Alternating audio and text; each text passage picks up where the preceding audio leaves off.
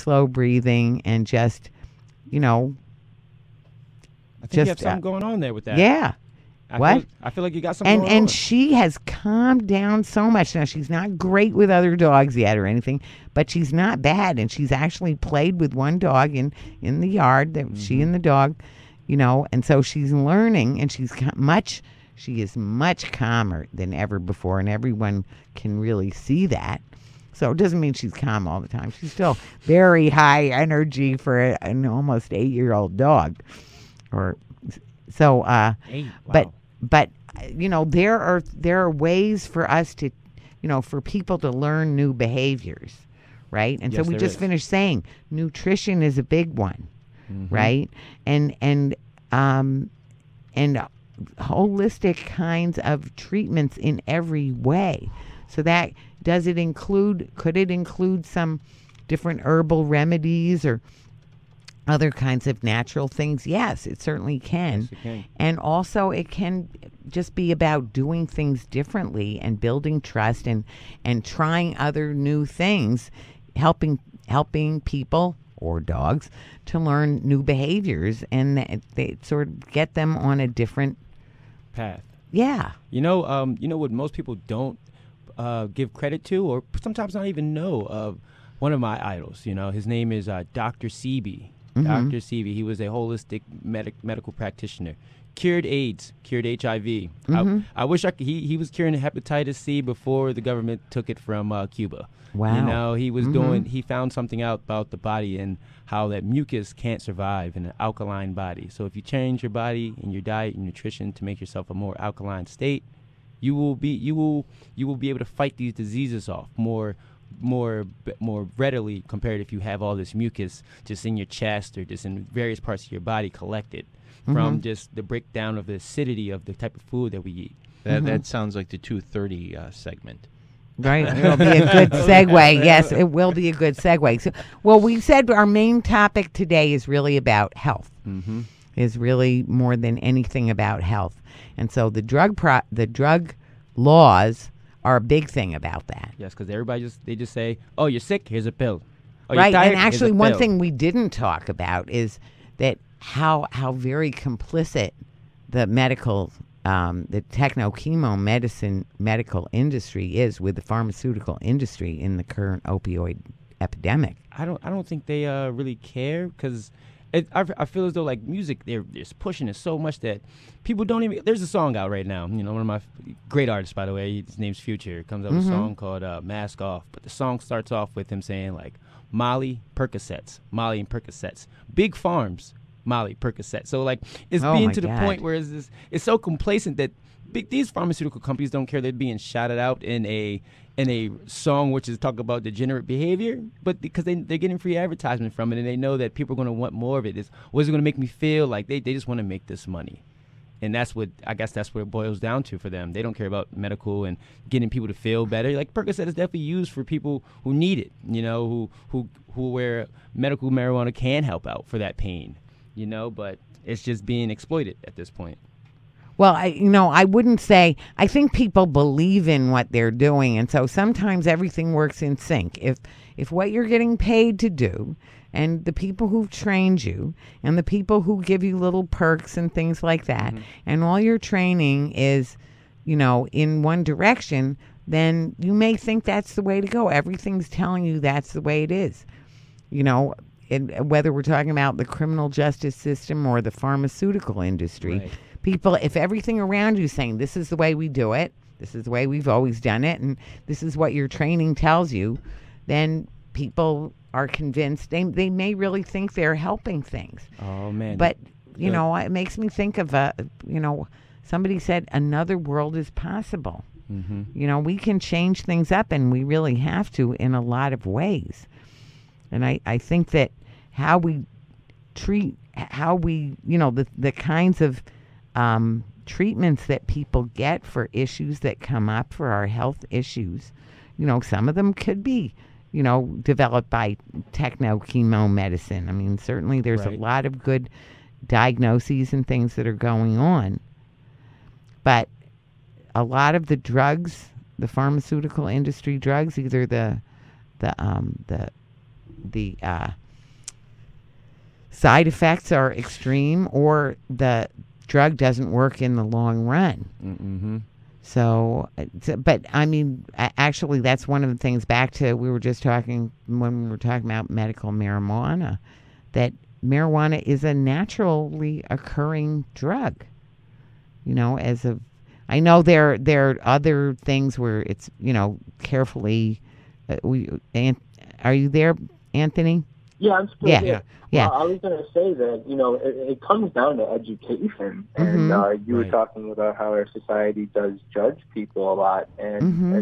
and you were talking about how people are so quick to just go by what they're told. In a sense, you were hinting towards that. But, I mean, I think that we need to really step back and question a lot of times when we make a statement on something that we don't necessarily have all of the research on. And that ties back to education in a sense. And when I know the gentleman was hinting to earlier, I'm sorry, I forgot your name. Leonard. It's Leonard. Leonard, my apologies. And you're so well spoken because Thank you you. were talking about the fact that people just talk about the government, but don't necessarily know who to hold accountable. And in the same sense, I mean, healthcare, you look at terminology and you may not understand it, but if you have a reference point, it may be more easy to understand. And I think that does tie a lot into the way that we educate ourselves. Right. Thank you, Anthony. It means a lot. I was just thinking over here, like the Greek philosophers would be turning their grave if they thought about how less critical thinking we're doing now. We always got a challenge. Whether it's just to be like, well, maybe this will work differently. Just give it a shot. Yeah, we have a lot to do differently. That's for sure. And when you look at, I mean, not to say everything is wrong, but certainly, actually, oftentimes I think of improvement, not perfection. So, it's not like we're going to eradicate all problems or something like that, but we need to, listen, learn, cooperate, put our heads together and figure things out together. That really a lot of it is that. And accountability is important too. That people need to be accountable for doing the right thing. Especially when we started off going the full circle, back to what you were talking about originally, well, the law was developed and there was a lot of, there were certainly a lot of people who worked against it. And then so the people who worked for it really put their heads together with people to what they could be sure people would agree on. And they did agree on it. And now it's not getting implemented. Yeah, absolutely, especially with the state medical cannabis program with the Department of Health. But, especially like how Leonard was saying earlier with accountability in the government, I mean, there's different levels of accountability here. With the state, with the Department of Health implementing the Compassionate Care Act, yeah, that needs to be scrutinized completely by the citizens of New York. But at the federal level, Leonard had talked about earlier, it's a Schedule 1, so that's a whole completely ballgame. You have federal legislation called the Compassionate Access, Research, Expansion, and Respect of States Act, the CARES Act, and that's being held up in the U.S. Senate, and it hasn't even been discussed in the Judiciary Committee, and it's being held up by Chuck Grassley, the senator from Iowa. Yeah, we need to know. We need to know who we need to talk to so we can educate people who to talk to. So when they feel as though they're ready, to go ahead and speak up, because it sometimes it takes a lot for people to express their point of view. They don't want, like you said, they don't want to be scrutinized. They don't want to be like, well, he's just like, what are those things called? The deadheads. They don't want to be called those. They don't want to be put in that same type of category. And I'm not saying anything's wrong with living any type of lifestyle, but it's just, you're right. It's just people don't know. And who do we talk to? Who do we have to call and put the pressure on, put the heat up under their seat? Well, of course, it depends on what the particular issue that we're talking about. I'm tempted to switch up a little bit if you're willing to be on the phone for this, Zany, because I know you would be very well informed on this issue about net neutrality. Yes. Is that an issue you want to talk about? I'll be honest, my daughter is going to wake up from a nap soon. Oh, okay. I do have a lot to say about Title II of the FCC rules. It's just that Honestly, I think that we need to work so much more on local issues at this point. I mean, we have the Children's Psych Center that's being proposed to be moved in with the adults. You know, we were talking about the criminal justice system earlier. Right. With prosecuting children as adults, but yet, you know, the governor is proposing moving the Children's Psych Center in West Seneca into the adult psych That center is a very big downtown. issue too. Right. Right. We just need a list in there. Well, there are just so Just many. start I mean, checking them all. I think it's important just because even on our local issues, how much of it do we know because of the internet? You know, Everything. so I mean, would you know about? You might know from the Buffalo News, you know, and we do have some very good independent rags. Means very grateful to the public, to Caribou, to the Challenger. They're all excellent about getting information out. So that is one way we have, and of course WBNY, right?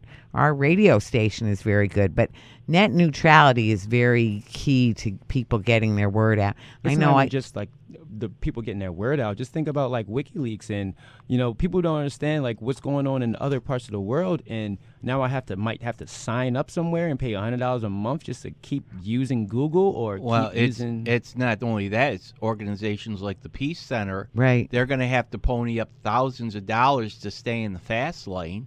Okay. Right, or be slowed. Well, or and be slowed down to a crawl when no one's going to be able to get us. but even for local activities, even on local issues, you know, the word will not get out if people want, if people want to be involved in the decision making or even know when and where different things are happening. It's going to drive everyone to like the other side of the internet, you know, and that's a scary thought, you know. Is people are not going to be able to use what we call the surface part of the internet. They're going to have to go to the dark web or the deep web, you know. So anyway, I just wanted to say that we have planned a rally for Thursday, but a rally in March, and that's starting in Delaware Park at 4:30, and then walking up to the Verizon store there on Delaware. It's about a mile up. But I must say, you know, I know the weather is very threatening. Good luck. Well, that's why I want to mention that, you know, there are other ways, and one of the big things is to write to people in Congress to stop, and also to write to people that are part of the FCC. You know, is really, really important as well. The FCC chairman, Ajit Pai. Yes, thank you. Would you give that contact info? Yeah, let me just search him up on the Google. Well, while we're doing that, I just want to make a quick announcement. And Sure. That is for tonight. There's going to be, because we're talking about health care, okay? And there's going to be locally here at Chef's Restaurant at 291 Seneca Street. Oh, okay. There's going to be an upcoming Bistro Bookers event, and the title is An American Sickness, How Healthcare Became Big Business, and How You Can Take It Back by Elizabeth Rosenthal. It's going to be reviewed by Dr. Deborah Street, Professor and Chair, Department of Sociology at the University of Buffalo. So that's going to, refreshments start at 5:30. 6:15 is the welcome, and 6:30 is the reviewer's presentation. That's tonight at Chef's Restaurant at 291 Seneca Street in Buffalo. So that is very important. So that will give us a good idea about healthcare, and we're going to be talking more about healthcare. So you may want to, when your daughter gets up, maybe you'll still be listening, Anthony, because absolutely. I will definitely keep listening to the program. Oh, thank you. Well, there are a lot of important things going on. We do talk a lot about local issues and local events. So sometimes I feel like we're almost too event-driven, because I really feel it's so important for people to know what's going on and what our different activities are, what our possibilities are for making our voices heard, for finding out, educating ourselves on the different issues that we're faced with, and there are so many of them. So anyway, and certainly the net is important to us, because people need to be able to find the Peace Center website where we list all of these things and organize all of these things, and have our campaigns, planning meetings, everything else.